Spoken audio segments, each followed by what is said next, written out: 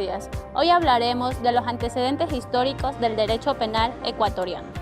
En el año 1837, el Ecuador tiene un código penal elaborado en la presidencia de Vicente Rocafuerte, que no representa mayor novedad alguna, debido al hecho innegable de que faltaba gente preparada para la legislación, y pensando que se iba a normar la vida de los pueblos de la reciente nación. En el año 1839 nace la primera ley de procedimiento penal, que la pone en vigencia el general Juan José Flores. Contiene 94 artículos, de los que se dictan reglas elementales con gran semejanza a la del procedimiento civil, es decir, sin una identidad propia ni sentido original, pues no existían tribunales pluripersonales, sino que todos eran singulares, sin que se pueda decir que seguía un sistema de procedimiento definido, pues la redacción y las instituciones procesales penales carecían de sistematización. Por este motivo, se considera que es la primera ley penal en materia procesal, misma que resultó ser insuficiente para la época en la que entró en vigencia. En el año 1848 y durante la presidencia de Vicente Ramón Roca, se expide la Ley de Jurados, la cual rige simultáneamente con la anterior. Los jurados tenían a su cargo, en virtud de esta ley, el juzgamiento de los delitos más graves. Entre los delitos más importantes tenemos el atentado contra la paternidad, el hurto, el homicidio, el envenenamiento, etc. Debemos destacar que desde ese momento el procedimiento penal ecuatoriano adoptó el sistema mixto, que se encuentra dentro de la ley instituciones propias, tanto del sistema inquisitivo como del sistema acusatorio. Dentro de la organización de entrega de sumario, en el artículo 15, en el capítulo 4, mencionaba que tanto como el señor juez como el señor fiscal, desde entonces tenían la obligación legal de guardar la reserva de lo que era el secreto de la denuncia, ya que se encontraban también como bajo restricción de una sentencia o de un castigo si que ellos exponían este secreto. Ellos serían sancionados como con un prevaricato, es lo que mencionaban lo que era su obligación de sumario. También mencionaba que en ese entonces, en lo que era la entrega de sumarios, en el proceso de juzgamiento penal, mencionaba que en la presentación del caso de juzgamiento penal adentro de una persona juzgada o una persona que se estaba acusando, se mencionaba que se aplicaba la ley de jurados, que se encontraba dentro del Código de 1848, que fue expedida por el presidente Vicente Ramón Roca. Desde entonces habló sobre la promulgación de la ley de jurados. ¿A qué dominamos jurados? Los jurados era un tipo de personas determinadas que tenían conjunto la deliberación de demostrar la culpabilidad de la persona que se encontraba acusada. Si la persona dentro del proceso se encuentra que era acusada, el único que tenía que tener el proceso legal de fundamentación era el señor juez. Era que demostraba la sentencia una vez con la deliberación del señor jurado. Lo que se encontraba dentro de lo que es la presentación de pruebas, en el Código 1929 hablaba sobre pruebas conjeturales. ¿A qué dominamos pruebas conjeturales? Se dominaban pruebas conjeturales aquellas que se presentaban presunciones, acciones legales, lo que era la presentación del sumario.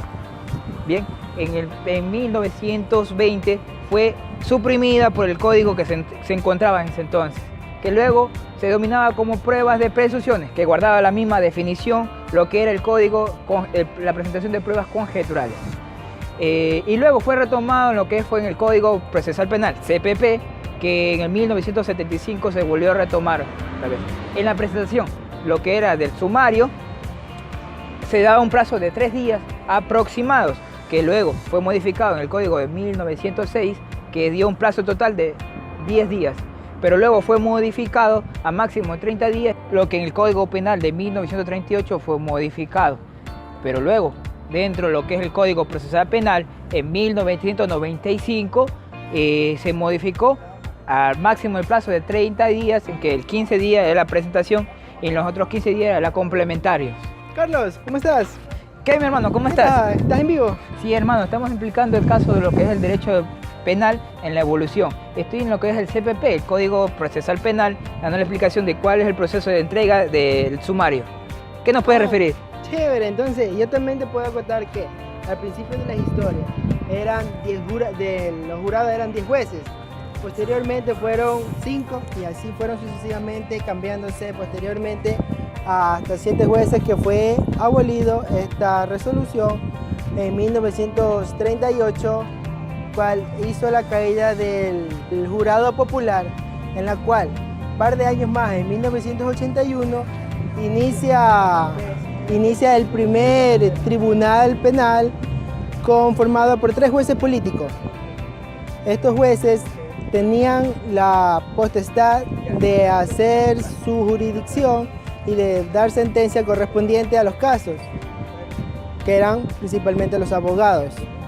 Después de todo esto, podemos rescatar que algunas de las características que podemos sacar del sistema penal puede que, como más relevante, que al principio era acusatorio, es decir, tenía la forma de que la manera de acusar directamente a una persona.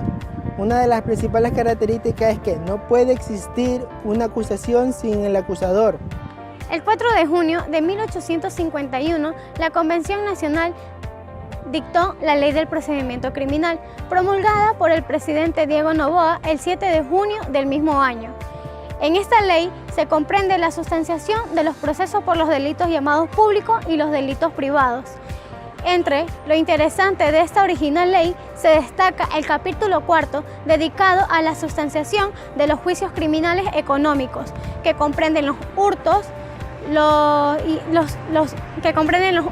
y en cuya sustanciación tenían injerencia los alcaldes municipales, los presidentes de las Cortes y los jueces letrados de Hacienda. Desde la ley de 1839 hasta el Código de Procedimiento Penal del 2001 se han dictado algunas leyes de procedimiento penal bajo diversos regímenes políticos que han alterado el sistema mixto de procedimiento.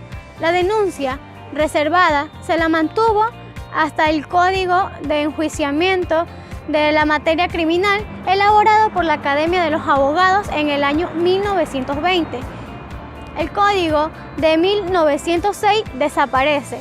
La incomunicación del sindicato como consecuencia de la prisión preventiva que se había mantenido hasta el Código del Enjuiciamiento en Materia Criminal, editado por la Corte Suprema de Justicia en el año 1892, con arreglo a la ley del 6 de agosto de 1892.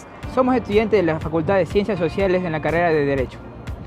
Esperando que se hayan nutrido con nuestros conocimientos sobre los antecedentes históricos del derecho penal ecuatoriano. Muchas gracias.